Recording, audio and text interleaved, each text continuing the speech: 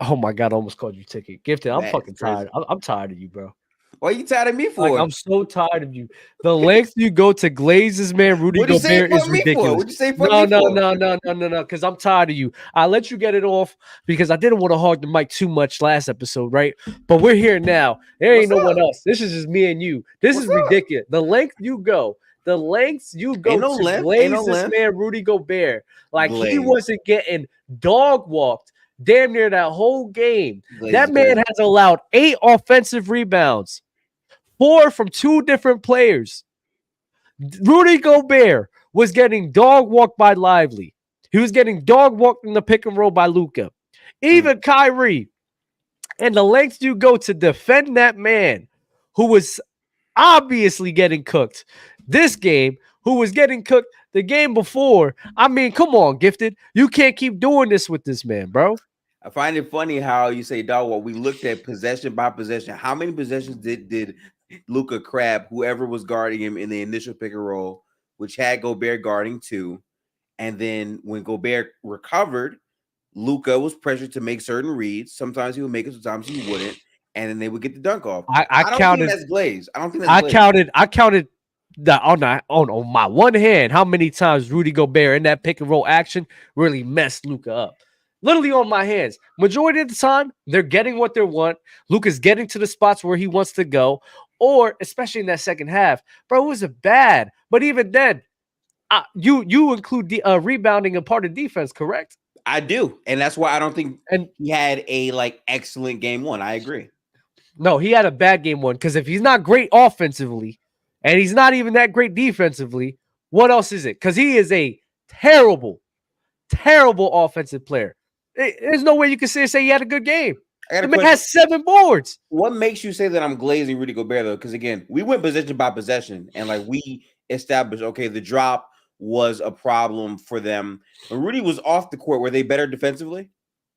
I'm just asking you that question straight up. Like, if he was not on the floor, were they better defensively? No, they weren't better. No, I wouldn't say that. That's a lie if I Yeah. said that. I feel like the team as a whole just looked very, very sloppy in multiple spots. Anthony Edwards' off-ball defense was bad. Gobert couldn't rebound in spots. They had plays where the bigs were in the paint, but Lively still got the board. Which again, coming into the series, I told people, listen, they do have the advantage size-wise, but Dallas cannot rebound them. They've done it before versus Denver, who is also a bigger team, so that shouldn't be too surprising. But I don't really think that's glaze. I'm not saying, oh yeah, Gobert had a great game, but no, I'm not saying all that. But at the same time, he wasn't nearly as bad as people try to highlight he was. That also wasn't terrible. Was anything that I said a lie? What? About the rebounding? No. Yeah, that's a big portion right there, right? Rudy Gobert, you're supposed to be one of the premier rebounders in this league. Agreed. Premier. You're letting a rookie, not a vet, not a vet. You're letting a rookie destroy you on that, kill you. And honestly, Derek Lively had a better outing last game. Actually, he was supremely better than him all across the board. If you want to say maybe defense, sure. I mean, cool. But if we're gonna sit here and give Rudy credit just for standing at the rim, then I'm gonna give Derek Lively credit for standing at the rim when Ant-Man can't drive because he's over there waiting for him to sit here and block that shot. If I'm gonna be honest. So to me, a rookie in game one outperformed you. And it wasn't even close to me. Yeah, see, that's my thing. Not even close is weird because the matchups, as you saw, Dallas was basically packing the paint with 3. And whenever the Wolves put 2 on the ball, they actually had a lot more success in the game. And again, how many times did we see Jaden McDaniels fighting over the screen, Luka crab Jaden McDaniels, Gobert's playing 2? How many times in the game did you see that happen? That's Jaden's fault. I'm not going to lie. Jaden, and to me, Jaden right there, he has got to, I'm not going to lie up here, Gifted. I'm not like some people. I won't lie. I like Jalen. Yeah. Jaden McDaniel, when I'm looking at him and Lou Dort, it's like I can see why people can sit here and say, like, yeah, Jaden's going to be well. But at the same time, Lou Dort was way more stronger. Way more physical. Yeah. And physical with Luka Doncic. than Jaden McDaniel. Jaden got to be more physical to make sure that he doesn't get to those spots right there, right? Mm-hmm. But the way that people talk about Rudy Gobert as this complete eraser, that shouldn't even it is that he should still be able to make up for that. You shouldn't be able to get lobs thrown right over you multiple times, all in one. A pass where Luka's damn near outside of the sideline, right by your arms to another Daniel Gafford. He scored like 3 straight possessions. Like, if he's this complete eraser, I'm not gonna lie, that's inexcusable. Well, can I tell you why I would argue you can still say he was in that game? Because if he wasn't a complete eraser in the game, when he's off the floor, why are they shooting 70% at the basket? No, I'm not gonna say. See, and I'm not gonna sit here and say like some people, him being there matters, right? I'm not gonna say it doesn't matter. That's just a lie, right? Him being there matters. It matters to an extent. And even without him on the floor, yeah, they're gonna attack that rim. But didn't they shoot 70%? Wasn't a lot of that in transition? See, that's another part of the game that we haven't got to yet, by the way, which is where I will give Kyrie credit, right? In the first half, the transition in terms of how they push the pace, that's where they got a lot of their points while Minnesota had the hot start to their shooting. That kind of shored itself up in the second half more, but the transition and the drop was more exploitable in the first half. That's really where you saw Dallas get a lot of their easy buckets. But that 70%, a lot of that came in transition, correct? I'm not sure. I would have to fact check the actual splits for the full game. Because I remember when Rudy was on the floor, they was running.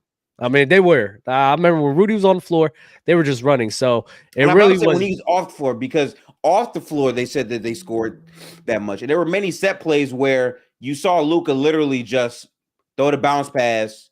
No Rudy Gobert. They had Kyle Anderson on Luka in those spots too, and they were just pretty much getting whatever they wanted in the paint. Yeah, but even then, even if he's there, cool, 71%, fine. Even when he is there, it was still getting exploited from the other bigs, from Luka. So even then, it was from complete shit to still pretty bad. That's just what it was. So my whole thing is, and for the Minnesota Timberwolves to win this series, number one, Rudy cannot play like this again. This was a really bad game for him. I do feel like he could have rebounded better. I don't think it was like a extremely bad game for Gobert. I thought he was average for his standards.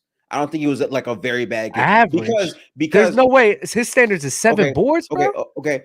I didn't say that. I said it was average. He could have been a lot better in this game. Here's my question for you. If you're saying this was a very bad game for Gobert, are you saying a very bad game for Gobert means he's not like a positive Nah, I'm not gonna lie about that. My whole thing is this, right? Okay. This is my thing. Yeah. Rudy's great defender. I'll never say that he's a trash defender. I won't say that. I think he's a great rim protector, right? My whole thing is about blame and credit. There's times when we need to sit here and be like, listen, this man, he was just bad. Is what it is. He's great. We still know he's a good defender. But this man was really bad. He wasn't as physical as he should have been.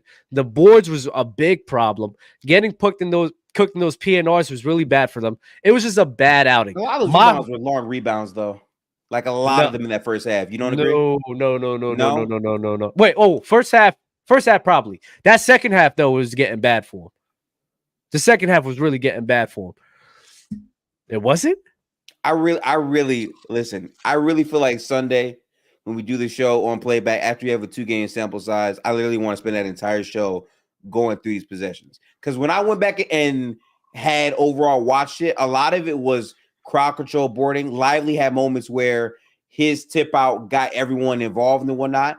But still, I don't think this was a very bad game from Gobert. I think the scheming from Minnesota was extremely inconsistent. Mike Conley post-game continued to say about, hey, we didn't really stick to the game plan as much. We retired.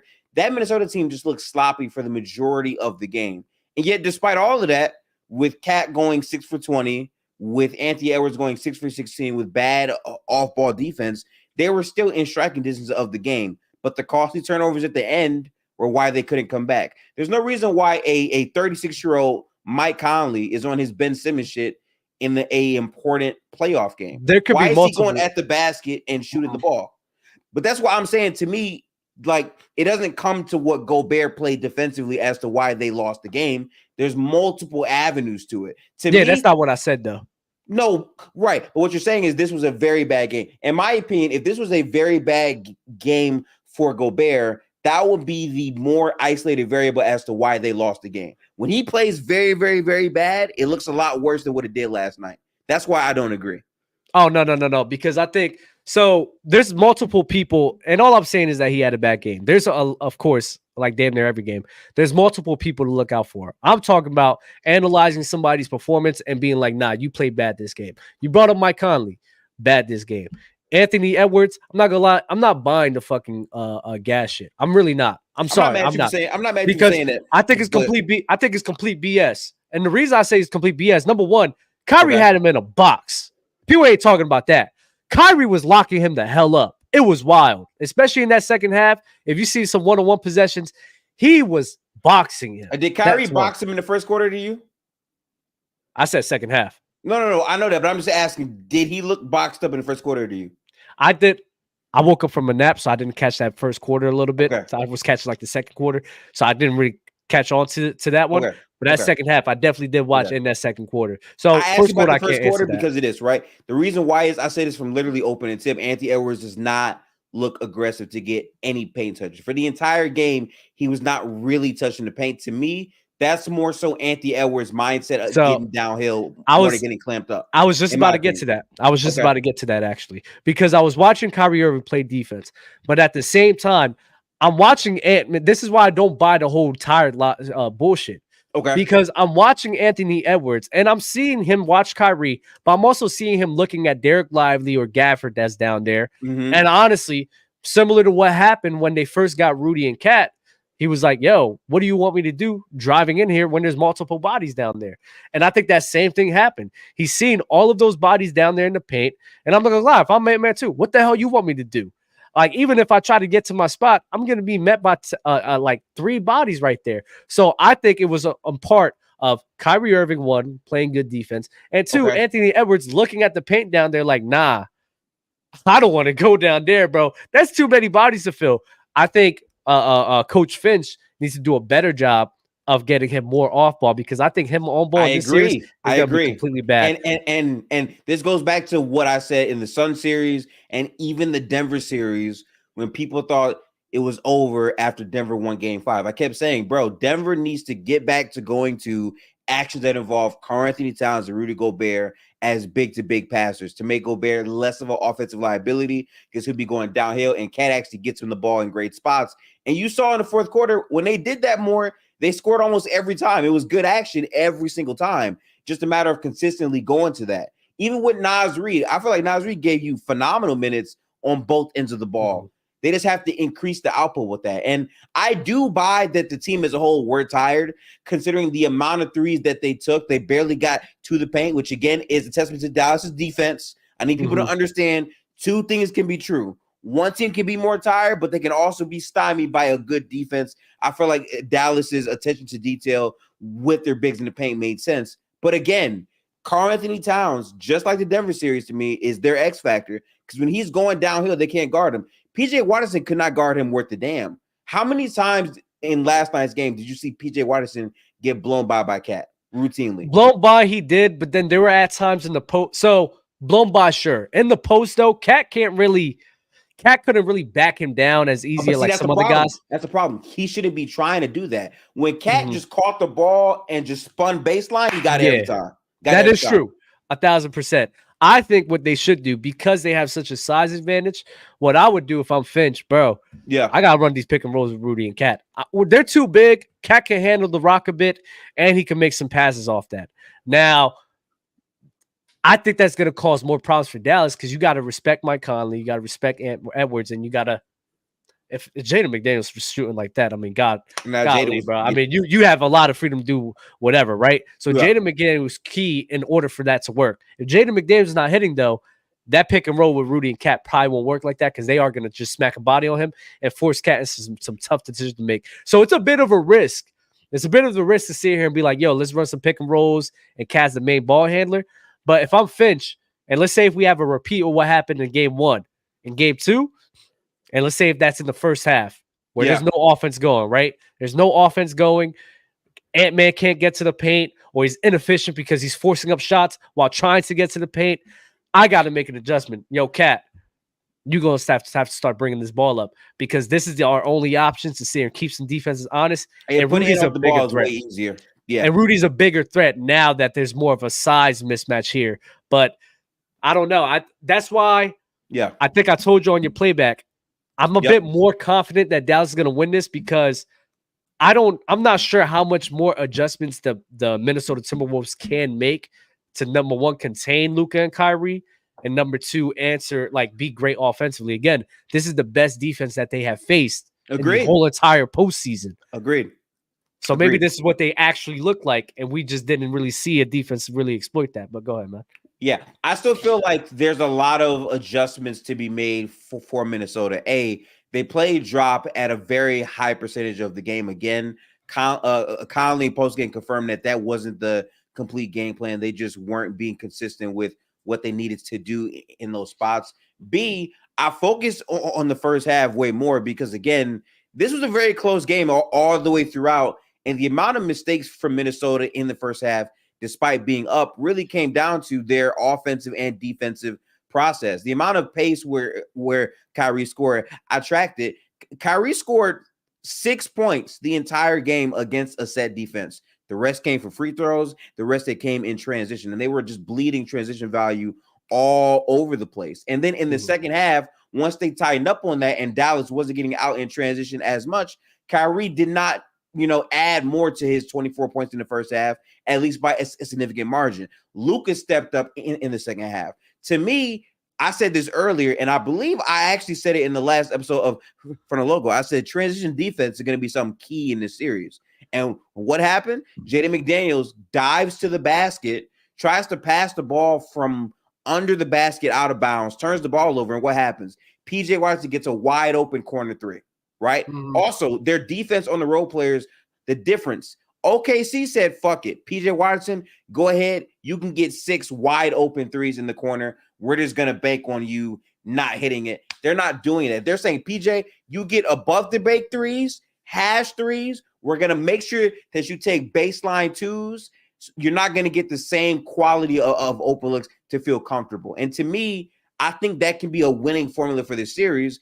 But offensively, you got to convert more. You can't have your starters looking as inefficient as they were in game one. I think there's a lot of growth to that. I'm not going to overreact to game one. But as you said, I said this coming in. Dallas is going to probably be the best defense that they've played all season long. To be fair, Denver was a top 8 defense. And again, in the playoffs, Denver's defense absolutely gets better. They had many games in the series they just played where Denver's defense was getting to a lot of their players. So it's not like they've just played bad defense all the way through, but Dallas provides a different challenge, which I think this Minnesota team is equipped to adjust and get right with. That's why I think this is a series that goes the true distance. This is why they can adjust, but is it going to work? Yes or no, right? I mean, that's in terms of defense, right? I'm going to get into offense after this one, but defensively, they play drop way too much. So I'm expecting, I think we talked about it on playback, they're probably going to start blitzing Luka and even Kyrie a lot more, which they should, and try to recover. But again, Luka and Kyrie, and this is why it's just so dangerous to do that. Luka and Kyrie are so good, and Kyrie's been showing it all postseason series long, of finding those open guys and knowing where they're at. Now, maybe what they can thrive on is blitzing with Rudy like they did, or blitzing with the big, forcing Gafford or Lively to touch the ball, and that they make decisions. Yeah. But the thing is, I think Lively, this is why I think Lively should play a lot more. Lively has actually shown a lot more cases of being able to pass out of that and make some key plays for them. Gafford, I think you could play on that with Gafford. Lively, though, he's done an exceptional job of that in regular season, even in the postseason. So I'm not really all too sure if that's going to work as well. This is going to be a chess match defense. The defense of the Wolves 100%. and the offense of the Mavs. I'm very excited to see how that's going to go. But offensively, with the adjustments of the Minnesota Timberwolves, the only thing I could sit here and think that can happen is what I said with Cat, and that actually sit here working a little bit. Other than that, I don't know what else Ant-Man can do to sit here and get easier looks for himself to be an effective scorer when there's so many bodies at the paint. The mid-range pull-up shot is something that I think Dallas is going to be fine with. And Ant is a game. He's 22 years old, so that's one. Two, he's a guy of rhythm, right? You seen in that game 7, he wasn't getting easy buckets. He wasn't getting some easy looks, affecting his shot. Once you see him actually getting some easy looks, maybe 1 or 2 buckets here, then that shot is falling. But if he's not able to gain a rhythm because there's so many bodies in the paint, I'm not sure how he can adjust in order for him to have a better scoring output at least. That's where other guys like Mike Conley and Cat Williams is going to have to step up. I think Dallas's defense, they just do a phenomenal job of just suffocating him, man. I'm not sure if that's going to be able to work. And Finch, love Finch as defensive coach. I don't trust him as an offensive coach like that. I'm sorry. I just don't. I think that could actually all playoffs long, though. I just think it comes down to conversion and putting players in the right spots to flourish. Again, if you're going to put PJ Watterson on Cat, every time Cat is baseline, that is a baseline cut. That's a lob to Gobert. That's a score for Cat. Cat can do that. And in the fourth quarter, you saw them getting to more and more of those actions. What you're really saying is you don't trust the conversion rate of this team, which is fair. That's been a criticism they've had all year long. But I think as a team, they have the personnel to make adjustments and still win this overall series. Losing game 1 isn't going to really push me off of that stance. Listen, Jaden McDaniel had a game of his life last night, right? He had his best game in the postseason, right? And they lost that. We're looking at things, I think you're looking at things more optimistically. I'm trying to look at these things at who they are. I've seen Jaden McDaniel go 4 or 5 straight games of just being a trash offensively, like god awful, terrible, right? So I'm thinking about that as well. Like, is he really going to be hitting them 2 threes that they need from him? Is he really going to be hitting them 3 threes that they need from him? Because if he's not, Dallas is going to prey on that. So that's another thing that I'm also accounting for. Give and take, though, because you can say that, yes, but at the same time, how many games have we seen Cat and Ant shoot under 40% in the same game together? That's also not going to happen. Anthony Edwards now has that back-to-back. But it's back-to-back games now. This is against the better defense that they've ever faced. Mm-hmm. I don't think Anthony Edwards, you got to understand, his 3-point shooting that he had last series, do I think it's going to carry over? Even his mid-range shooting, do I think it's going to carry over for an entire series? I mean, his 3-point shots failed last night. I don't.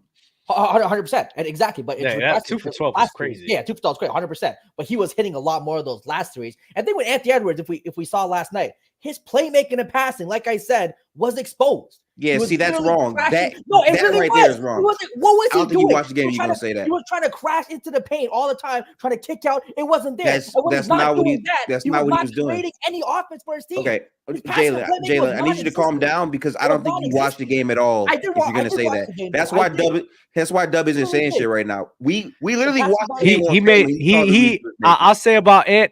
He made like a handful of like glaring mistakes that you see from young players. A lot of glaring, like really bad. Like, come on, Ant. We gotta stop with this is ridiculous. People are holding him. No, but he also had he also had plays.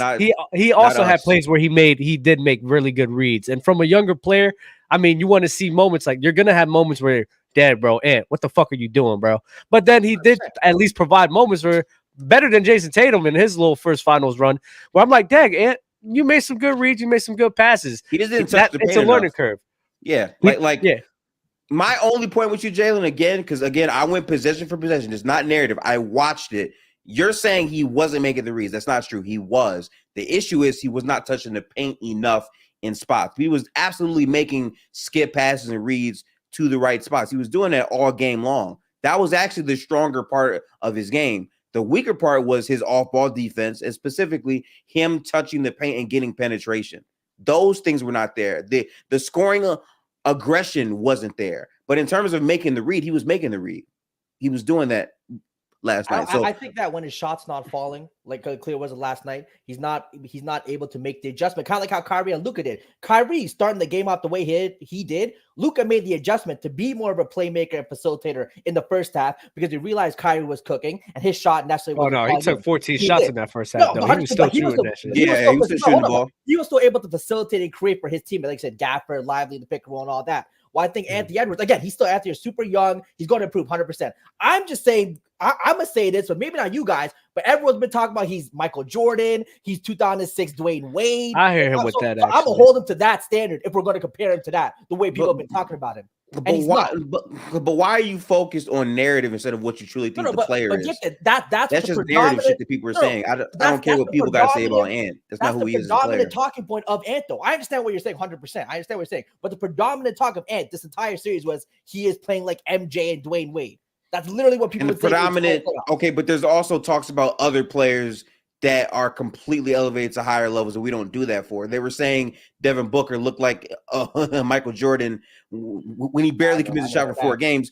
Right. We didn't give a fuck about that because we know who Devin Booker is. Hold on. No one was saying Devin Booker. You did hear that. Okay, maybe by a couple people, but you got to realize when Devin Booker was hitting all of those shots for 4 straight games, yes, they were saying that's literally Michael Jordan shit. You were hearing that. Postseason, they're talking about him. Well, it was Michael Jordan shit, but nobody said he was like on that level though. Yeah, no, people really call him MJ. We can't deny like that. MJ, like they are pushing Ant as expected. I mean, Ant is basically the guy that replaced John Morant. So all that hype that John Morant got, that's what it is right now. It's going to Ant right now, you know? Yeah. So like that's what it is. So you expect things like that. I can understand why you're gonna sit here and talk about people are pushing him too hard, so they got to pump their brakes. I agree with that, Jalen. At the same time, though, I'm looking from him from a 22-year-old.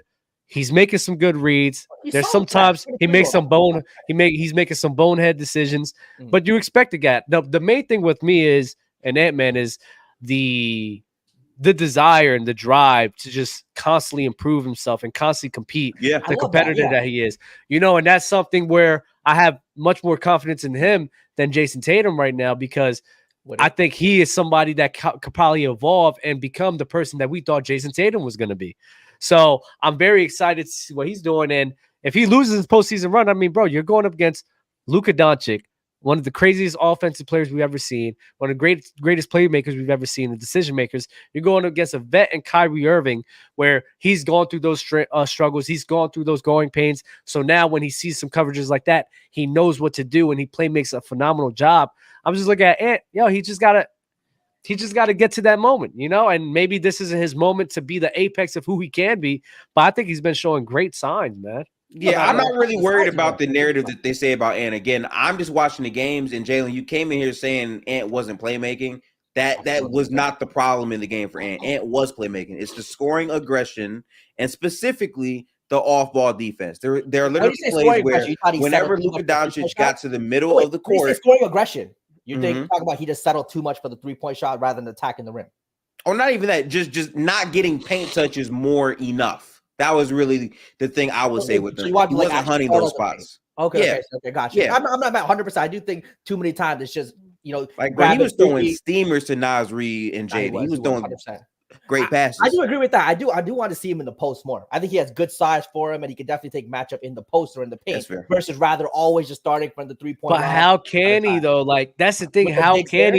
How can he when there's so much traffic right there ready to blitz? Like they're already in. I was watching Ant-Man, bro. I was watching his eyes, and I'm watching his eyes. And even when Kyrie, because I'm gassing a bit, but Kyrie was playing good defense. Solid. Even when Kyrie's playing solid defense and not letting him get by as easily, I'm watching his eyes. He is watching those bigs, and he is worried about that. You want to say he's a bit more aggressive. I can understand that, but it's not. That's why I don't buy the bullshit tired logic. No, that man was watching the bigs, and I think he was afraid to get met at the rim by those bodies, man. I swear it is. Yeah, why can't that be true? But you can also be tired, though. I do think they were tired. The whole team said they were. That's not an excuse for losing. I'm just saying, you played 7 games. You're tired. I believe the overall record of teams since 2011, after playing 7 games in the semiconference finals, in game ones are 0-11 out of they never won game 1. So to me, that's fine. But again, for game 2, it's not going to be they're tired. For game 3, it's not going to be they're tired. We're going to be looking at scheme. To me, I don't know why I can't say, yes, Ant was tired, but also he wasn't making the right reads. Because the way I look can't be tired though. The way I look at it, with me knowing like the competitor Ant-Man is, with me knowing how old he is as well and the athleticism he has, that's the main thing with me. Like I can't. my whole thing, he probably said that because he don't want to sit here and say too much. Like if somebody asks you the question, you got to give them an answer. Right. Now, I'm not gonna. You can't sit here and say, "Well, I didn't drive because there's a bunch of bodies down there." Because that, number one, that's just a bad look. Because now it looks that's a bad look. Because now it's like, all right, the people gonna look at the coach, or it looks like he's blaming his players. So that's probably the only thing he really sat here and said, because he's just sitting there like, I can't really say anything else. That's the way I look at it, right? I don't really know. I'm just saying what I think, because me personally, if I'm the player right there, I'm not gonna just sit here and say, yeah, I couldn't drive to the rim because all these guys was down there. Because then a lot of other things can happen. I could just talk to my coach about that, right? Just fuck it. I'm tired, bro. Yeah, I'm not giving a 22-year-old the tired thing. I've seen too many good 22, 23-year-olds play 46, 48 minutes of playoff games all the time and just play. You're not 35. You're Okay, 20. my bad. You know what I mean?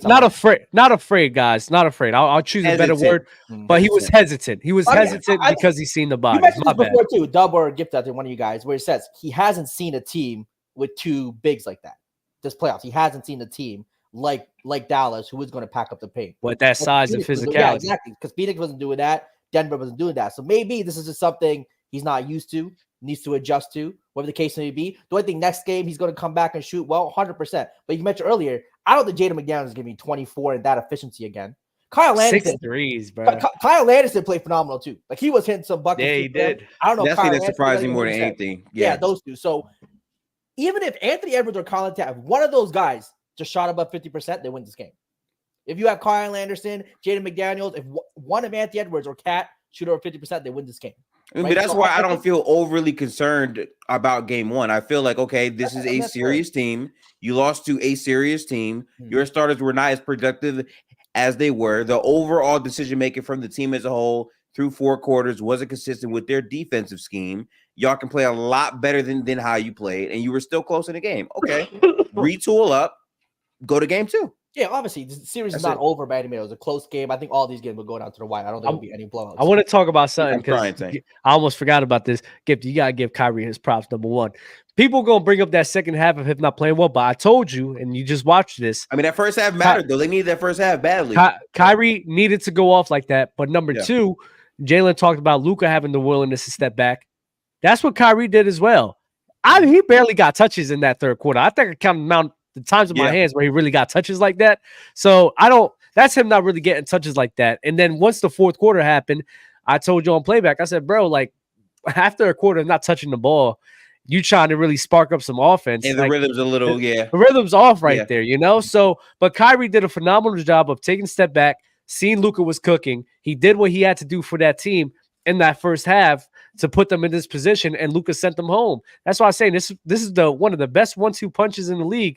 No, not one of the best 1-2 punch in the league right now in terms of offensively, because you have two guys where one can go crazy, the other one can take a step back, and the other one can lead them home. Luka could go crazy in the first half, and then Kyrie takes them home, or it could be the other way around. Or when they're both going crazy, God bless your soul. Who knows what's going to happen? We've seen this before with LeBron and Kyrie. Like I say, it's this offense is so similar. They literally take turns. It's not necessarily the prettiest in terms of crazy ball movement amongst the whole team. It's literally Luka, Kyrie taking turns, and they're just so gifted individually. It's tough. And when it comes to guarding Kyrie 1v1, I just don't think there's any player in the league who can when he's on. You can make it tough, but the finishes he's no one can guard anybody when they're on. Exactly. That's what I'm saying. Whenever anyone's on, they're on. That's fine. 100%. I think Kyrie also, one of the strengths of this Minnesota team is their ability to contest at the rim and for other teams to kind of struggle at the rim because of their size. With Kyrie, it's almost like it doesn't matter because he's able to finish with so many different angles, so much English. Like he's able to still do his thing even with their size, and Minnesota's just not used to that.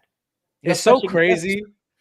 It's so crazy how you can watch a player and you don't know what's going to happen. Like every player has an archetype where you think James Harden, he's going to do a step back or drive to the lane. Like Kyrie's completely unpredictable. Like, Kyrie, he could throw that crazy lob he had. He could throw that floater. He could do a pump fake turnaround. He could just do a sidestep. Like, whenever he touches the ball or operates in any type of actions or pick and rolls, I just love watching him because I'm like, I wonder what he's going to do.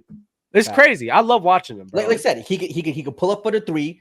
He can take a step in, take a mid-range, or he can go even a little closer, do one of those floaters, which was hitting all game, or he's going completely to the rim, finish off the backboard. And as a defender, even if Rudy Gobert catch someone there to help, it's like, what do you play? Do you play the mid-range? Do you play the floater? Do you play right at the rim for him to That finish? shit beautiful, bro. It's crazy. I'm not gonna lie to You gotta respect this man, bro. You gotta respect this man. Okay, I'm tired so of you disrespecting Kyrie, man. I don't know if it's Oh my disrespect to point God. out that he scored 6 points the entire game versus a set defense. I don't think that's disrespect. I think that's me looking at how Kyrie's getting his baskets, and I give him credit because the pace. He was a lot faster than their defense was before it could get set up, where he's running in transition, where he's scoring the and one at the halftime end, right? Like he's doing that consistently throughout the first half. That's why they had success. But when Minnesota clamped down on that, it became, okay, Luka, you're making those choices in the pick and roll. Kyrie Irving is going to try to get ahead of their defense, and he couldn't do that with the same proficiency. Again, that's why I said before the series started, the transition is going to be a question because Luka is going to play slower. Kyrie is going to be your speeded up option. But if they're really on that in transition, okay, now Kyrie and Luka are going to be forced to have to score more in the half court, and Luka is still a better half court decision maker than Kyrie Irving. To me, But that Kyrie- showed evident in the second half more. And I get your point, right? He wasn't in rhythm, but I also feel like the denial for Kyrie and the slowing down to where there's less transition looks outside of that bad James Daniels turnover was a big part of why he struggled in the second half as well. It's taking him out of that rhythm to where everything is not so easy, where he's always 2 steps ahead of their defense. Nah, I don't think it was that. I wholeheartedly believe because Luka Doncic, Okay. they had the ball in his hands, and great things was happening every single time. The pick and roll was happening, and if he wasn't scoring, those feeds to Gafford was happening, or they kept breaking down the defense where better looks could come out. I think what happened was it slowed down because of Luka Doncic, not really because of the defense that Minnesota was playing. I think Luka was just controlling the game in that second half, and Kyrie seeing that, and they was just like, you know what, we're gonna do this. I'm not too worried. Like, keep bringing up the half court from last game. I'm not worried about him scoring in the half court because I've seen him do it plenty of times in this postseason series of being able to do that, right? So I just think this game was the game where that's where he went off. He went off in that transition, and coincidentally, and then Luka took it home for them, and Kyrie tried in the fourth quarter when it got a bit stagnant, but at that point in time, Luka got the ball back and he started hitting some crazy shit. By that point, you got to let your man cook. Gifted, if you cooking, Gifted, I can start this show up in the first half for you, right? You come in and you start cooking. I gotta let you eat. I gotta let you eat, man. Maybe I can do a couple passes here and there. Consistently getting is what I'm focused on. Because again, when you play the same type of scheme over and over and over, the way that you have to guard those types of offenses is you switch it up every fourth possession, every third possession. When they blitz a lot more of them in the second half, they were getting stops routinely in the second half. It's just you weren't able to extend the shooting success that you had in the first half because Kyrie was the difference, scoring 24 points in the first half when Luka really couldn't score effectively in the first half. Over time, in the third quarter, fourth quarter, that's where Luka got it going, and their offense really couldn't get much going either. That's really what I look at. And because of that margin, again, I feel like game 2 could be a different story. So it's a long series because of that. Different story. I don't expect Dallas to be shooting 24% from 3. But if that's the case, then something else has to give because, okay, sure, if Dallas winds up shooting better, maybe Kyrie and Luka don't both have 30 each. Like, something's going to always shift around. Sure, Jaden might not have 24. What if Cat has – right. What if Karl Anthony Towns now has 24 points? What if Mike Conley now isn't 2 for 7? Like, these things shift from game to game for sure. No, for sure. But what I'm saying is production from the 3-point line is something that they're going to have, right? And it could come differently for sure. Kyrie didn't make a 3. Kyrie didn't make a 3, and neither did like Derrick Jones Jr., right? So like I don't expect that to happen again. Well, maybe Derrick Jones Jr. I'm still not believing in that shit. But all I'm saying is Dallas winning like that, man. I mean, it's just if I'm a Minnesota Timberwolves fan, I'm more worried for my team. And you should be worried. This is a game we should have won. This is a game we should have taken home, and it didn't happen. I mean, to give this point, I do think, though, like Kyrie was getting a lot of friendly rolls. Like some of those crazy kind of off the bat, but he had a lot of friendly rolls. Shit happened. So did Luka. That shit happened. 100%. I can see that going the other way, and I've seen it this playoffs too, where Kyrie sometimes it don't. Bro, that soft ass Conley foul where he just like, yeah, that was wild. Didn't even push him. I'm like, all right, bro. Okay. Okay. What did they say? What did they say? This was enough contact that was deceptive and effective. What was the word? Like effective contact, or did it start with an S? I think they said the contact was effective enough. Yeah, yep. That was disgusting. Okay. That was nasty. What they did for Anthony Edwards and Cat's kind of bashing, do you think that had more to do with the defense or just off night for them? I feel like Cat didn't get himself going until the fourth quarter, and again, he had times where he was posting up on PJ, and instead of just quickly going off the catch immediately, that's a problem. Just go. Whenever he went baseline, PJ had no answer. And then off of that, there's corner passes to Naz Reid. There's active cutters. There's more like stagnation in their offense in spots. I think that can look a lot better. Also, I kind of feel like they should try running the super big lineup that has Naz Reid, Cat, and Gobert. Because now it's size all over the floor. You have good spacing and more guys who can crash and rebound at a high level to where it's not just Cat and Gobert in terms of lengthwise. Their super big lineup, I have to look up the numbers on it. Who's going to run a POA as a defender? What? Or are you talking about doing it in spurts? Yeah. Okay, yeah. Never mind. Yeah, okay, I got you. I'm about to say, who the fuck is going to guard up? All game you can't do that. All game you can't do that. I was thinking, though, they might even run maybe some more lineups to kind of free up the paper at Edwards, just play Naz Reid and Karl-Anthony Towns, and tell those guys kind of space the floor out, get those guys close to the three-point line. Anthony Edwards might have a free lane. Yeah. You know what I mean? So they might do that because both of the guys are respectable shooters. So I think that might be interesting to try just to get Ant going too early. Because like you guys said, Ant's a rhythm guy. So he sees the first few shots go, he gets to the rim, gets a couple and ones. He starts really feeling it and it really plays out the energy, especially the home crowd. So I think that'd be interesting if they make that adjustment. No name brought this up, and I actually could understand the call as well from grown men. Why you sound so tight though? Grown men not knowing how momentum works. It doesn't matter if it's a light push. He used the push for his advantage when THJ was Tim Hardaway Jr. was jumping for the rebound. I mean, when somebody's moving, and I'm not gonna lie, sometimes when there is a slight push and it just looks like little, that shit you feel it. Man, they showed the replay. That shit looks soft, bro. We seen the replay. It's in slow motion. Of course, it's gonna look soft in slow motion. But if he's in game speed and that happens, I can understand why that call was there. I don't care because literally the next play, Kyrie got fouled and they didn't call it. So they didn't call it, so it made up for it. I didn't care about it, honestly. Gifted. I'm not gifted. Jalen, you the host, man. Why are you looking down on your phone? Oh, my bad. I thought y'all were talking up. That's cool. I mean, you see him smiling, Gifted? Yeah, you see him smiling? This man's... They caught me. Man, They caught me. Yeah, Thursday night, baby. Thursday night. Gotta make some plans after. But in terms of, look, we talk about, the title of the episode, best player in the league talks. You know what happens? Sometimes people get impacted by playoff performance, rightfully so, up for debate. But this playoffs, we're seeing a change in the guard. We talked about before, but Tatum, Anthony Edwards, Luka Doncic. Who's the best player in the league?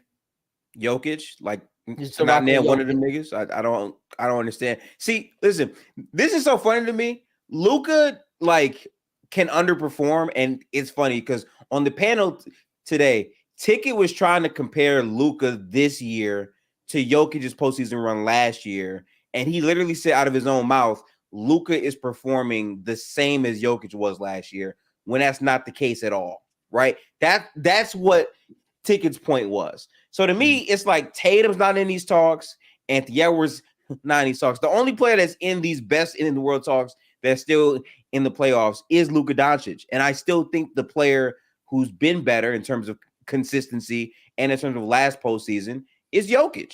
Now, if he dominates every game versus this team, and then he goes to the finals and then also performs versus Boston, then fine. You can have a real argument and say he's the best player. I can see that. But in terms of right now, none of these players are the best player in the league. I don't see that. It's Jokic for me. That doesn't really change. I stay consistent with that. And I don't change my opinion based off of a playoff sample size, one series or two series. For me, it's a season by season body of work, and to me, that's still Jokic pretty clearly to me. The way I look at it is like this. Sometimes there's people where I just think it's on a different level, right? LeBron. He was on a different level, and even if he did have a down year, I still thought he was the best. Right. Thought about that with KD for a time too. But now I think we're in an era where right now between Jokic, I guess you can include Giannis and Luka, they have been in like my top 3, top 5 all year long, even last year. And I think they're so close. There's going to be little things that they do from this time on that's going to separate them from each other. And Luka and what he's been doing right now, I think I've always been high on him. I didn't understand why people thought that there was just such a big, tremendous gap between the two. I never understood that. So I always thought they was around here with each other. So when people are around here with each other, I will use certain series and moments and times where they went up against defenses that can't match up against them and how they performed. In my evaluation, be like, okay, I'm going to give this guy the edge over this one. I think when players are that close, I think it is important to be like, okay, in these moments right here, this is why they show me that they're a better player. And I wish, Keem, I could have put Embiid up here. Man always hurt, bro. I can't do it. You can't do for it. Me, I agree with Dub said. To me, I've always kind of looked at his tiers. As someone who, from the start of the season, I had Luka as the best player in the league, but I had to give Jokic his credit because Jokic is phenomenal. Thought he was the best player, that's fine. But Luka, Jokic, Giannis, and Embiid, like you said, they're in that tier. They're in the tier above themselves. Those 4 guys, to me, just clearly have a separation between the other guys. SGA, Tatum, Anthony Edwards, they're all in the second tier. So well, I think guys, you got AD in the same tier as Shea. 80. See, to me, 80 is a tough one. Because do I think he's better than? I can make a case that he's better than Shea, Anthony Edwards stuff, but I think Giannis. I'm not saying better than Anthony Davis. Man, I think they're the same tier. He's better than AD. Yeah, he is.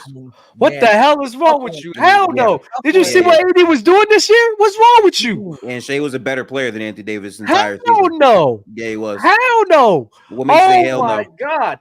AD being AD being the defensive anchor that he was the whole entire season. The Lakers defense. And you're going to use the Lakers defense to clear.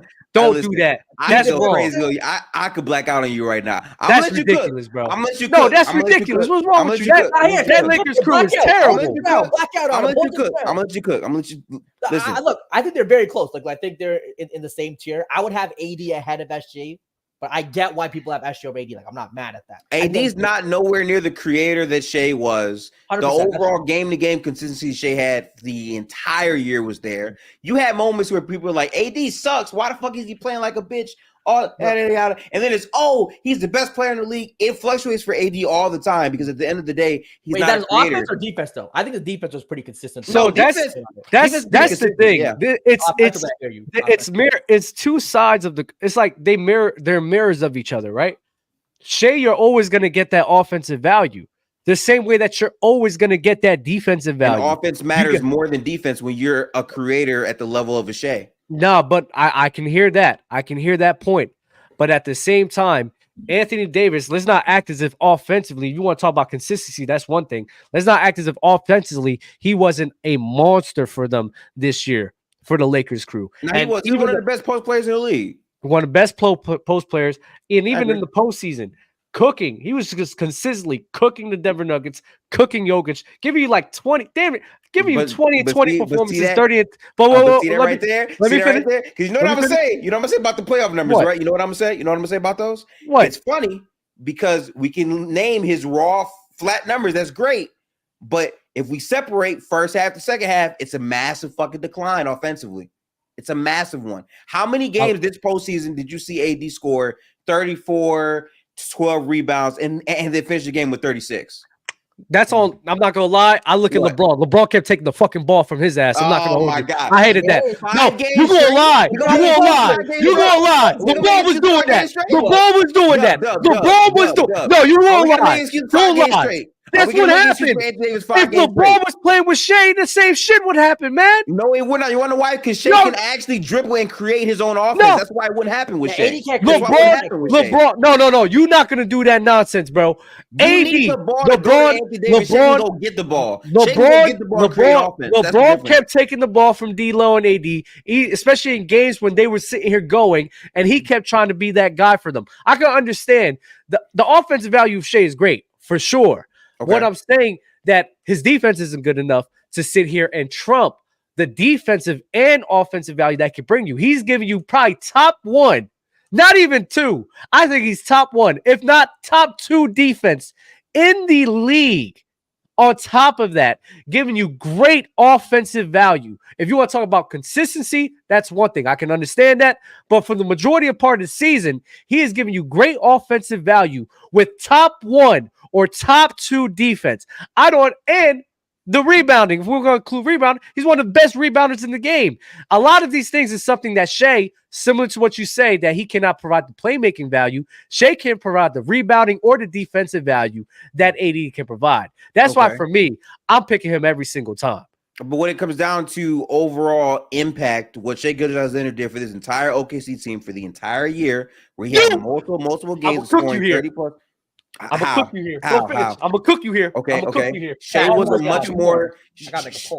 a much more consistent and valuable player than Anthony Davis for the entire regular season for the Oklahoma City Thunder. He just was. He had multiple games where he was extremely effective for a guard whose game is mostly paint touches and scoring in the paint. He gave you like a 62% true shooting that hasn't really been seen before. He broke the Oklahoma City all-time record of 30-point games in a season.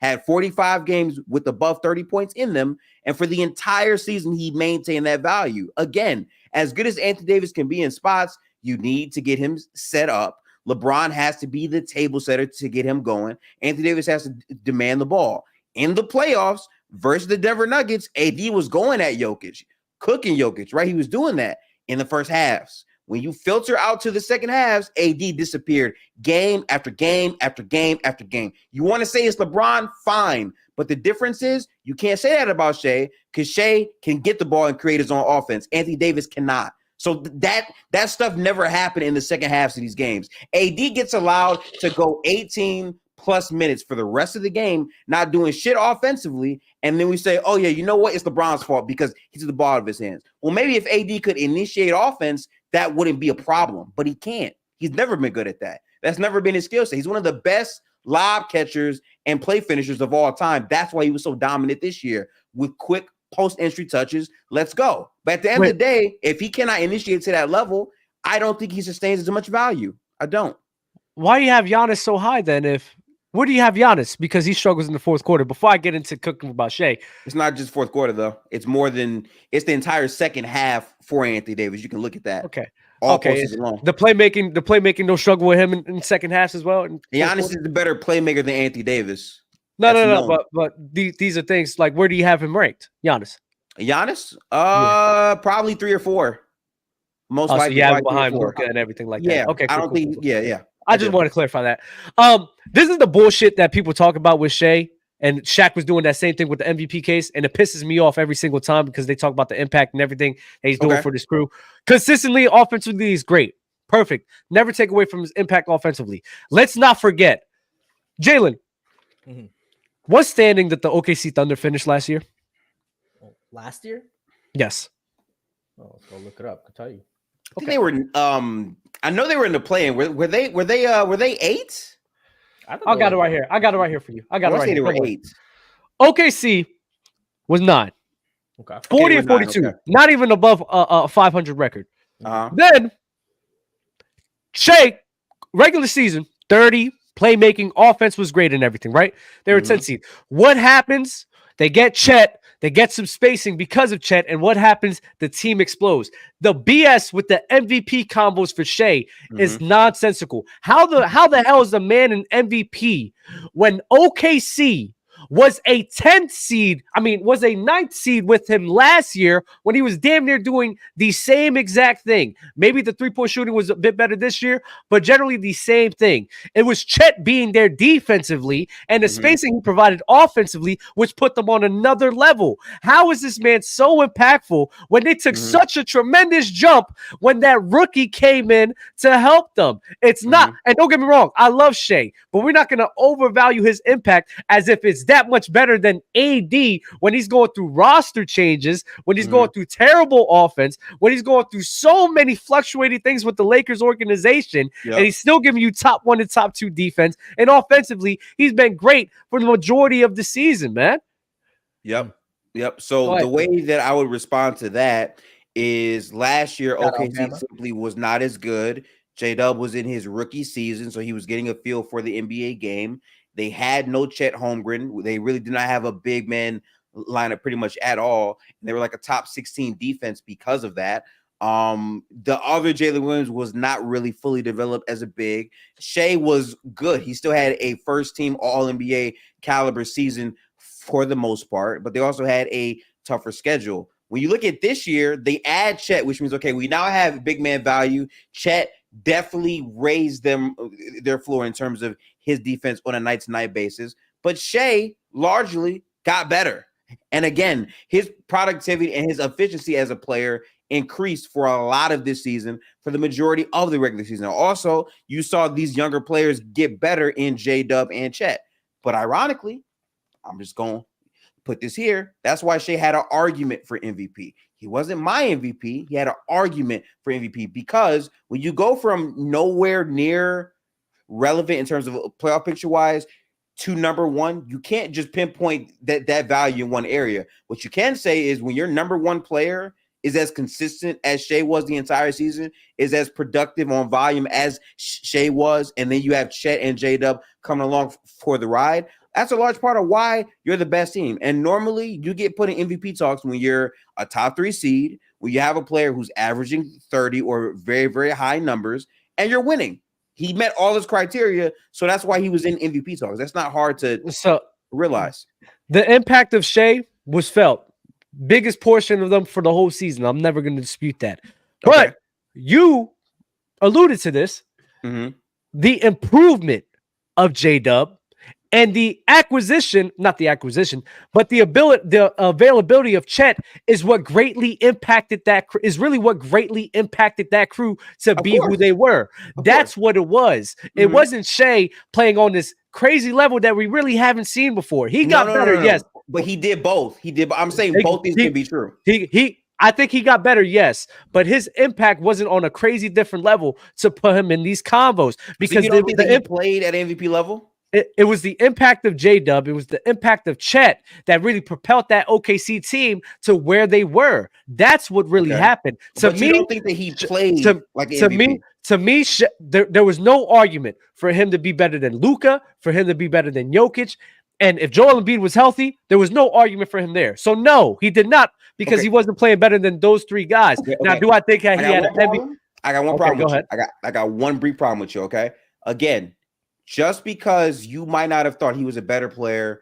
I was just about to say that. I was actually just about to say that. He still performed at an MVP level, though. So I was just about to say that. This is one of the years where there's a lot of guys playing at a great MVP caliber level. Agreed. Not going to diminish that from him at all. AD's a part of that as well. When AD's playing at a top 1 to top 2 defensive level, when he is playing that great offensively for the majority of the season, and the only reason people ain't gassing him up is because the Lakers were in a play-in.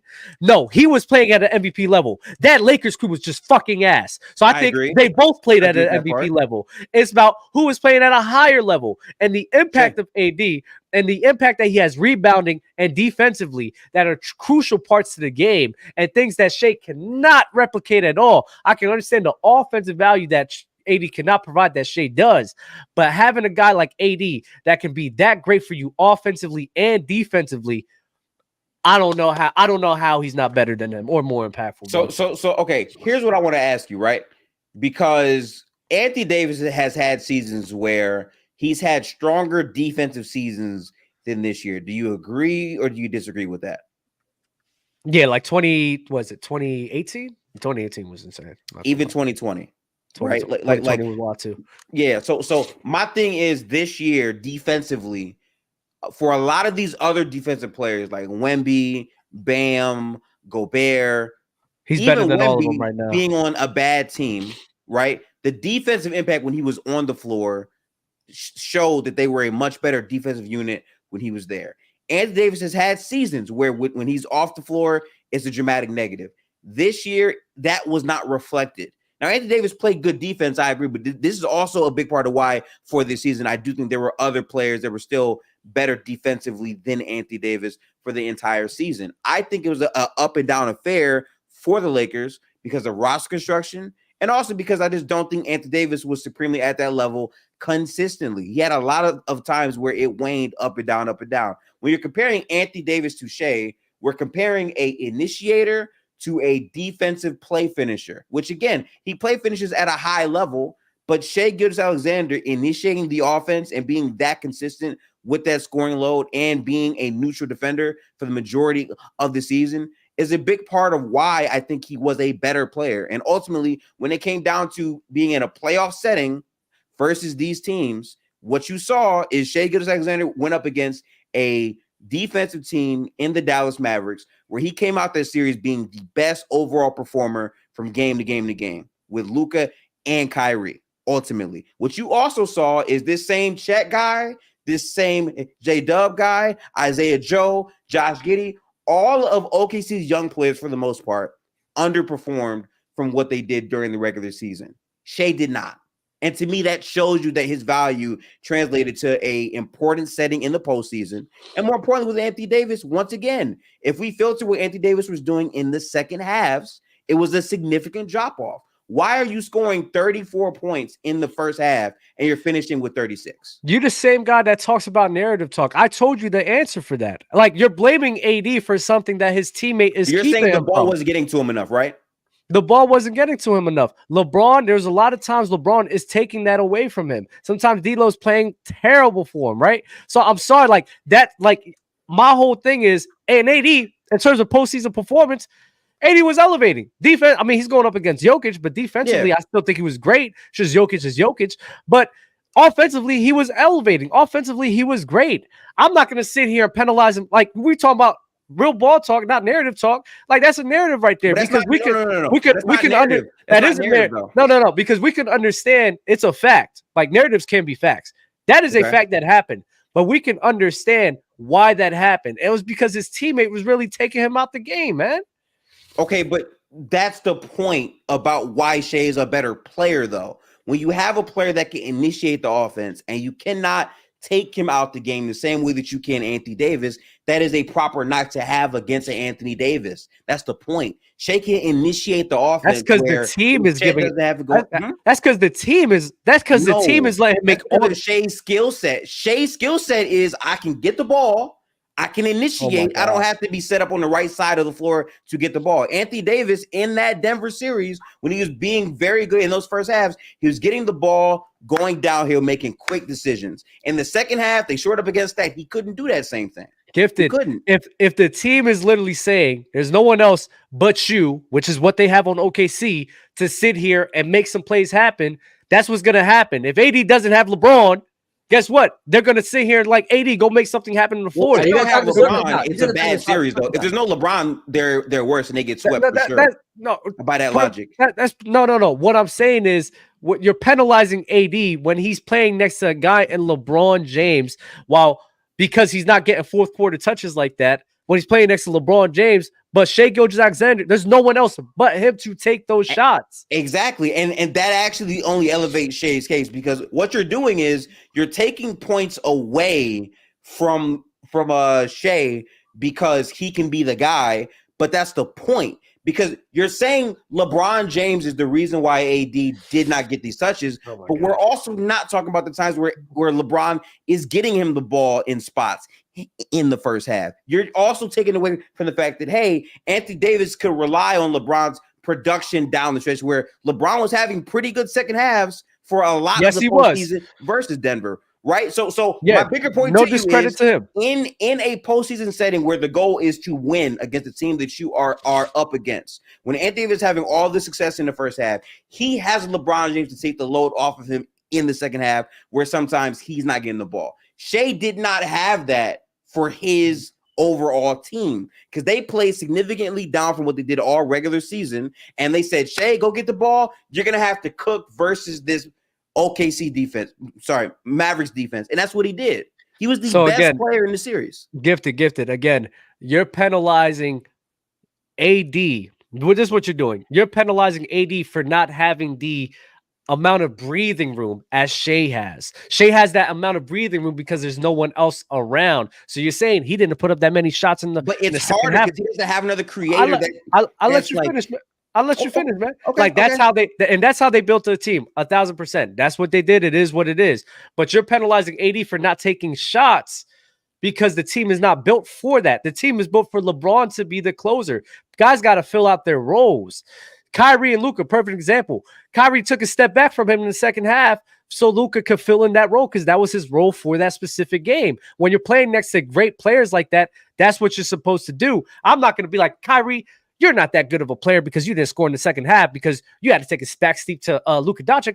No, that doesn't But make there's sense no to one me. for Shea to take a backseat to. That goes to my point. Because he has that freedom to do that, you're elevating him on a level that's higher than AD, which is wrongfully so. Because if they both had teams where it was just them, they would go to AD more. All that I'm saying is, in terms of AD and Shea, Shea's the better closer. No doubts about that. Shea's a better offensive player. He's a better scorer. He's a better playmaker. Mhm. Sure. What AD does defensively is so great. If you want to say he's not the best, cool. Top 2, top 3 is still one of the best defenders in the league. But on top of compounding that with the great offensive value that he can provide for a crew, damn near a night in, night out basis. But their offensive value is limited. That's the point. But He's the a limited defensive, offensive player. but again, you're just looking at the defense and the offense makes up for the offensive value that Shea has. That's what I'm saying. But it doesn't. No, but it doesn't when it gets down to the Lakers series and the Mavericks series. No, it does not. What you saw in Anthony Davis is he's a phenomenal roamer in terms of his defense, right? But specifically versus Denver, at the end of the day, how Denver initiates their offense is with Jokic on the ball, right? What they did a lot is they put other bodies on him so AD could roam. But even when AD roamed, it didn't matter because Jokic was picking apart their defense. So his defensive value wasn't nearly what it was in terms of value for the entire regular season. Wasn't Shea getting cooked in the postseason too, bro? I'm sorry. I'm bringing that up to say your main argument is, well, Anthony Davis' defensive value plus how much of a monster he is offensively is why he's better than Shea. What I'm telling you is his defensive value was not as great as it was during the regular season based off the Jokic matchup. Is that true or false? Bro, you can't sit. You're basing that off of the Jokic matchup for the regular season. How does that make sense? Not for the regular season. I'm saying on a night-to-night basis during the regular season. We agree Anthony Davis was a first-team defensive overall kind of guy, right? Yes. I have to get that value, right? Your main argument is because Anthony Davis doesn't have the breathing room and Shea does, that boosts Anthony Davis up. No, to me, Shea does not. No, that's not what I said. Can I clarify for you? Dub. Did you or did you not say? I'm just asking you this. Did you or did you not say Shea, because he doesn't have another person to defer to, has more breathing room to have the ball, right? Can I clarify for you? Yeah, sure. Because it's a misunderstanding. Okay. What I'm saying is the point that you just keep bringing up and harping on. But I already agree, like he's a better closer, is the amount of shots that he took in the second half. I'm saying that's wrong to do because he's playing next to a guy in LeBron James. So I can't just sit here and be like, you know what, AD, just because you ain't shooting the second half like that, I'm going to just cook you for that so much when he's deferring to a guy in LeBron James. Like that's what majority of people are going to do in this league. They will defer to that man. So I think it's wrongfully to use that point against him when there's a clear and pretty substantial reason on why that's happening. But again, I do agree with your point. He's a much better closer and much better finisher in the second half. And the reason why I disagree with what you're saying is we view it in totally different ways. To me, when you don't have another person to rely on, the responsibility of you to go score and create an opportunity versus a very good defense in the Dallas Mavericks, to me, that's a much harder responsibility when you perform in the way that Shea did for the majority of the series, where he was the best player in the series. I give that a much more of a premium than Anthony Davis, who can perform and score 30s and all that in the first halves. But when it comes down to the second halves, is not scoring. And you can't convince me that for 5 games is just because of LeBron as to why he goes missing for the entirety of those second halves offensively. That's not just a LeBron James thing. We agree to disagree. We agree to disagree. I agree to disagree, then that's fine. I'm gonna just say this, let you guys have a soliloquy for about half an hour here. Basically, SGA and Anthony Davis, 2 different players, right? 2 great players, but 2 different players. AD, someone who excels more elite defensively, who can still score the ball, get you the rebounds, be effective offensively, but is not a super elite offensive guy who can necessarily create a shot every time he wants. While Shea, I think elite offensive player, can create his own shot almost anytime he wants, get to the bucket, decent passer, defensively, I think a good defender, but not as elite, obviously, as Anthony Davis. Gifted, you're saying the separator to you is SGA's ability to create offense for himself, especially in crucial times of the game. While AD, I think Dub's saying the separator is kind of the totality of his game and the impact he has. Even though he's not the closer, SGA is. The defense, the offense that's still there is still as a package is more so than SGA. I think both of you guys are right. Both of you guys are right. Yeah. And I just don't believe that like that's the excuse to give to Davis. Like, oh, well, because you have LeBron James on your team, he's just gonna take the ball from you, and that's fine. So yeah, so you want AD? I'm sorry, I'm not, and that's such an unrealistic thing. LeBron, that's such an unrealistic thing. No, it's not. LeBron is their MJ. LeBron is their Kobe. You're not gonna fucking tell LeBron, give me the fucking ball. I'm sorry, LeBron's you're not giving gonna you do the that. ball through the first half. No one's doing that. No one's doing that in the league. If your value is being stunted because you have to rely on someone getting you the ball, that is my point. You're not a better player than the other player who can initiate offense consistently and does not have another high-level guy around him to take responsibility from him for the duration of the game. It's not because of that. So I'm curious then. Let me think about somebody. No, I think I know what I'm going. Okay, let's say they traded Giddey, and let's say they got Kyrie Irving on the team or Paul George, somebody, and they kind of take over the close. Let's say it's Kyrie Irving. He takes over the closer duty. He's the guy at the end of the games to be the guy to create or get them a bucket. Would SGA in your eyes, Gifted, be worse than Anthony Davis because that team now has a different dynamic with Kyrie there? Even though he can do it, because Kyrie is probably, let's say I think he's the best closer in the game. Because he's the best closer in the game, SGA is not afforded that opportunity to showcase that. Well, the problem with that comparison is you're putting another guard on this team with Shea. In my opinion, Shea Gilgeous-Alexander can create his offense in a multitude of ways, off of catch and shoot, off of driving. And Kyrie is a very portable offensive player. At the end of the day, I still believe that Shea, because of his creation ability, can get to his offense quicker and cleaner, just like Kyrie can in spots. So to me, even if we're saying that, it's not going to really view the same. Meanwhile, if Anthony Davis is in the fourth quarter only taking 2 shots, Dub is basically saying it's because he's deferring to LeBron. And I don't really value the self-critic. You really value the self-critic, especially late in games. Steve Nash or Kevin Garnett? Steve Nash or Kevin Garnett for you? I think Garnett's better, probably. Nash is a good overall engine, but Nash's offensive ineptitude in terms of not being aggressive enough with his shot limited the player he could have became. James Harden. Same problem I say with Tyrese. James Harden or KG? Ooh, I got KG as a better player, but Harden is a prime. James Harden is a problem, man. I think Kevin Garnett's defense translates a bit more in spots, but I do think James Harden as an offensive weapon and the heights that he got in his prime is probably better than Garnett, most likely. Interesting. I understand your logic. I understand your mindset now. So where's James Harden and KG all time for you? I don't have them ranked all time. I'm telling you right now, all time rankings. At all. I don't know. I think Garnett might be top. Mainly because I don't like to lie on basketball. Because again, I didn't grow up watching every regular season of Garnett. Do you have a list that you? Because I have a list mainly of who I watch. Right, I don't rank the fucking. So post like 1970. I don't rank like Kareem. Well, I watched a lot of him just to hate on him, but I like Bill Russell and them. I'm not ranking them at all. I'm very surprised. You're the first person I've ever heard in my life say James Harden is a better player than Kevin Garnett. But I can understand because it seems like you just love offense. I think James Harden offensively, in terms of his prime versus Kevin Garnett, could create a lot more opportunities. I think Garnett, as a full, complete player defensively, can be a lot more portable in different spots. We saw when he won in Boston, when that even wasn't him at his best. Is probably a better player, but prime James Harden is one of the best offensive players we've ever seen. So to me, that really matters on the situation and context that I'm building a basketball team.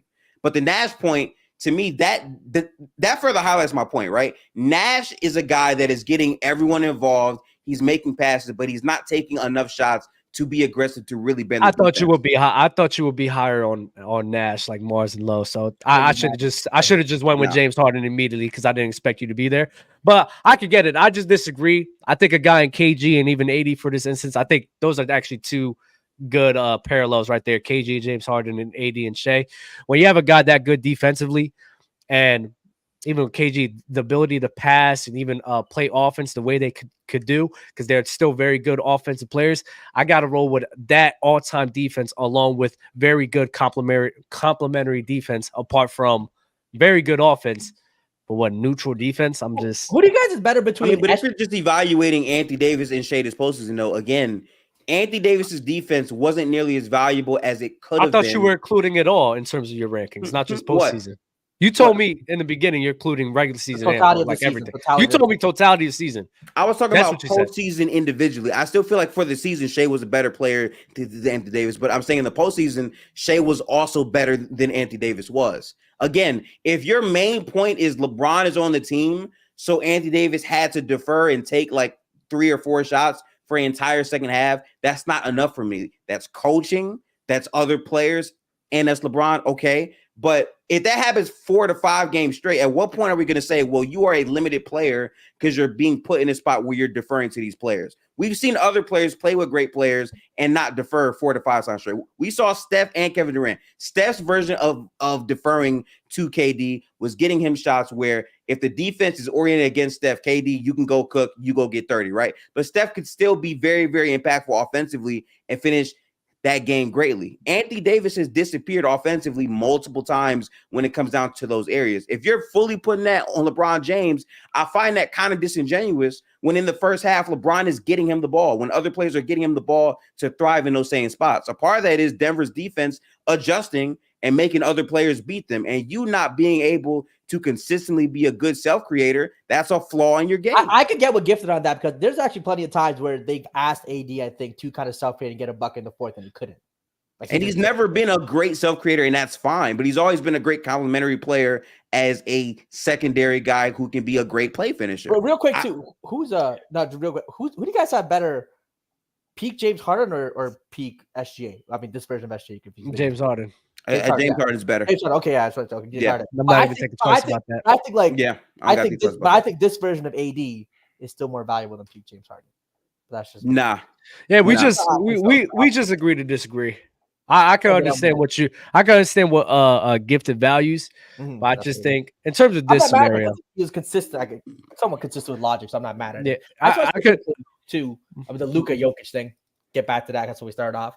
Okay, I think the Luka versus Jokic thing. One, I think again, I had those guys on the same tier. So like Dub said, when the gap is so like this, it's like all these little things that you notice you might pick up. That okay, that can put him on the top. And for me, if Luka continues to play this way throughout this, I guess his Minnesota defense, and then seeing Jokic how again still performed against the Minnesota, but seeing him have to work a little harder and struggle against physicality, I think Luka does a better job of adjusting to a defense adjustment. Yes, and 2, I just think again, I think this goes back to I think I said before between guards and bigs. I feel like guards just have the ability to manipulate or dictate the defense more than a big man. And I know Jokic could do way more. Oh yeah, why wouldn't Luka be better than Jokic then? That's what I'm saying. So I just think Luka does more than Jokic. What? Because Luka has way more of an ability to create and generate offense through his dribbling ability. So like, why wouldn't he be better than Jokic for you? Because Jokic is a better creator than Luka, in my opinion. I think he's able to make better reads. I think that when you double team him, he makes phenomenal reads consistently. I also feel like the way that he's able to be such an efficient scorer when his volume has to perk up is great. And I think we've seen postseason from Joker to where when you have to make him a scorer, he can be a very effective scorer. And his offensive floor from game to game is higher than a lot of these other players, especially Luka Doncic. In volume. I don't know if he's a better creator. I still have Luka as a better creator. Not a creator. I'm not gonna be mad. I'm not gonna be mad at someone saying Jokic's a better creator because they're both just so. Jokic don't even get doubled as much as Luka. But the reason why he doesn't get doubled as much is because they know as a playmaker, if they double him, he's gonna make the right pass and pick you apart. It's about positioning. The positions of where they're getting doubled is key there. Like Jokic, a lot of time when they're gonna attempt to double, because Jokic a lot of time he's gonna set that pick and roll. And then those actions right there, the majority of the time, the ball handler is going to get that double team, right? So when he's pick and rolling or pick and popping, there's not an opportunity for them to double right there in that position. So then he'll get put in that short roll position or get put in that post or that high mid-range, grab the ball there. Now, when you double from that position, now similar, if you double team Luka from that position, they could cook you from that position damn near all the time, right? But Luka's getting blitzed on top of the key as soon as as soon as he comes off the roll. The positioning is crucial there. That's why you're seeing more of an effect in it from Jokic. And not even like, because when Luka's in the post and they double him from that, he's killing you as well. It's all about positioning right there. But the difference is, I think Jokic has elite positioning when it comes down to it. And because he's taller than Luka, he can see the floor a lot better than him. And I think the reads he consistently makes and how efficient he is as a scorer is much more of a matchup problem for a lot of teams in the NBA, period. The reason why they don't double him is because of where he's positioned. Because whenever he gets positioned in the right way, if you double him, that is a Aaron Gordon lob.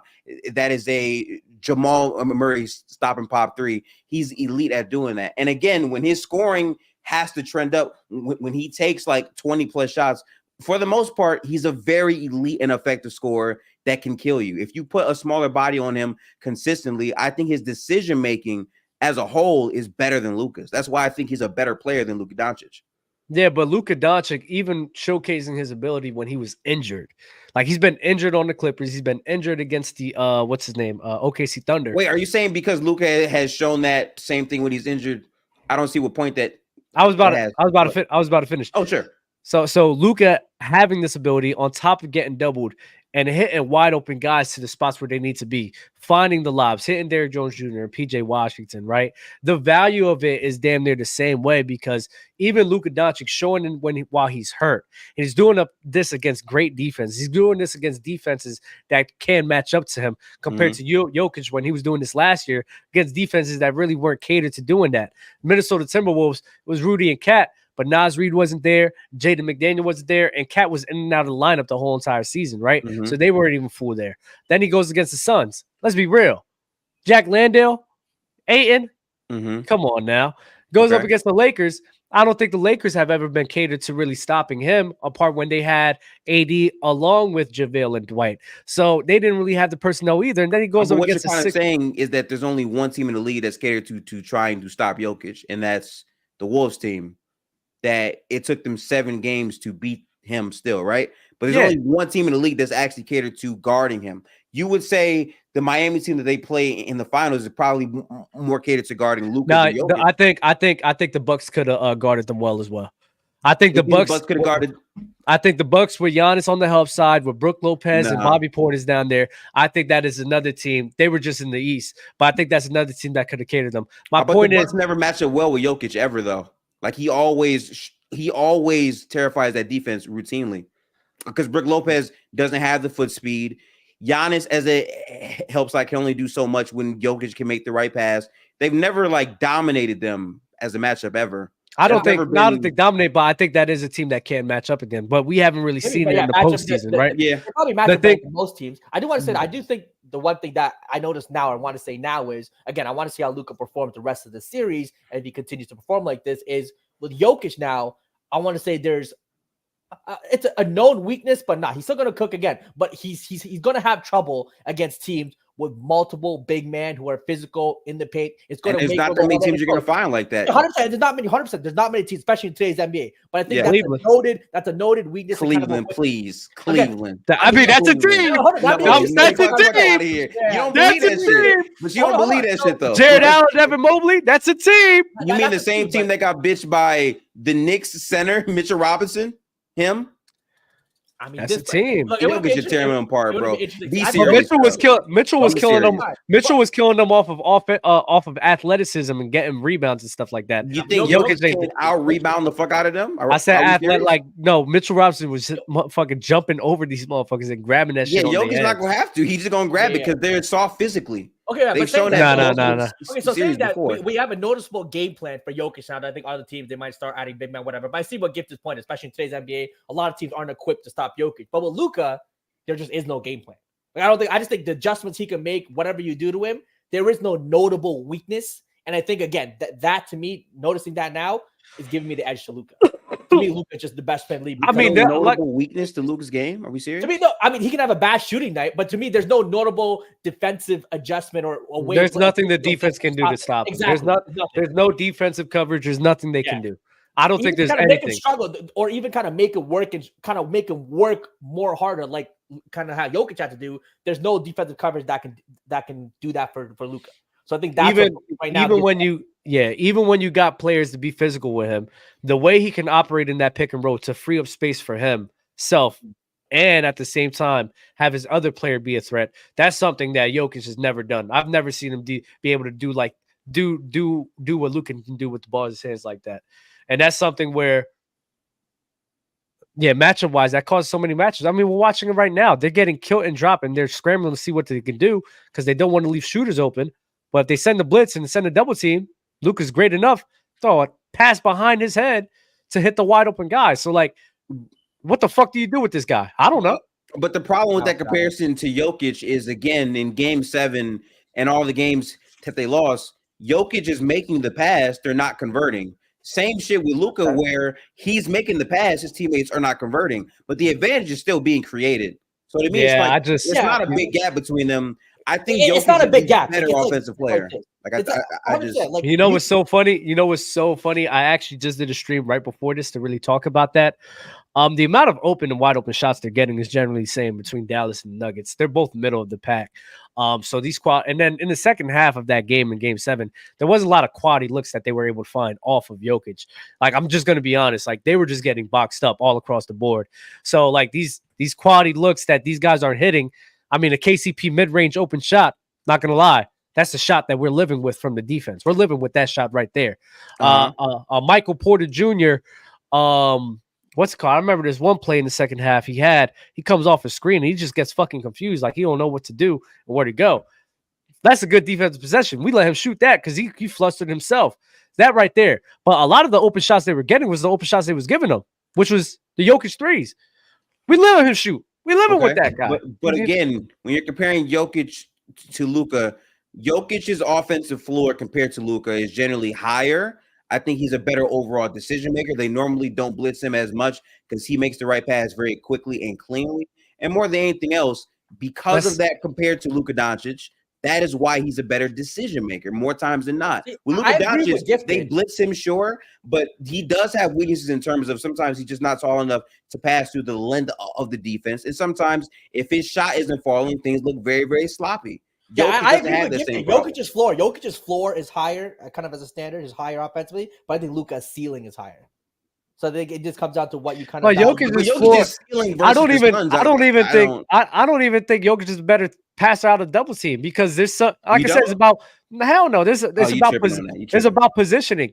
Jokic ain't going through traffic the way Luka is doing and passing off a double team. He's not. See, that's the difference. Right. Yeah. Luka, because he's getting to the teeth of the defense and throwing passes, Jokic isn't doing that part to the same level. True. But again, you keep saying it's about positioning compared to everyone else in the league. Jokic 9 times out of 10 is going to have the advantage on positioning because of his size and his feel and his touch around the basket. Luka doesn't have that same level of feel because he's not as tall, but his driving lanes in terms of angles and knowing where to make the right pass on the bounce, that's the difference between them. So really, Jokic, it's a value thing. Luka, when he gets that positioning on a smaller defender, and then when the smaller defender sits here and they send a blitz and the double team, he makes the correct read damn near all the time. Frequently. Does Jokic not do the same? Like no, to see where the difference is. No, there is no difference. Is the point I'm actually making. There's not that much of difference when they're off of the post and making passes off of that. The separator between Jokic and Luka for me, because I've seen numerous times Luka be able to pass out post at an extremely great level off of double team. Luka's ability to get into the teeth of the defense, and on top of getting the teeth of the defense, create plays for his bigs or even for the open shooters in the corner. That's something Jokic has not demonstrated like that. That's why to me he's a better pass out the double team. Because the things Jokic pass out of double teams because he can make the pass on the move. Is that what it is? Jokic.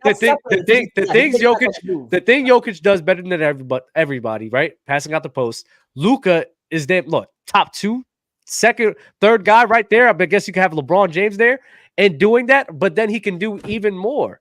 That's why he's a better passer out the double team for me. Yeah, like you said, on the move. Jokic's quick touch passes and his off-ball screens. I think the way he's that quick touch is tough. I'm not gonna lie. That quick create offense, even when the ball isn't in his hands, makes it a bit more portable. But that's not play stats. That's not a double team though. These margins are so small. A touch pass isn't a double team. No, but it's not. I'm sorry. I'm speaking to his offensive usefulness beyond just post-ups because he has a different type of game in terms of driving, short roll, off-ball screens, touch passes. I'm saying the angles in which he can bend the defense. To me, I think when you compare that to Luka Doncic, a lot of it is when he has the ball in his hands and he's a master at pick and roll. I think Luka's probably the best pick and roll player in the league.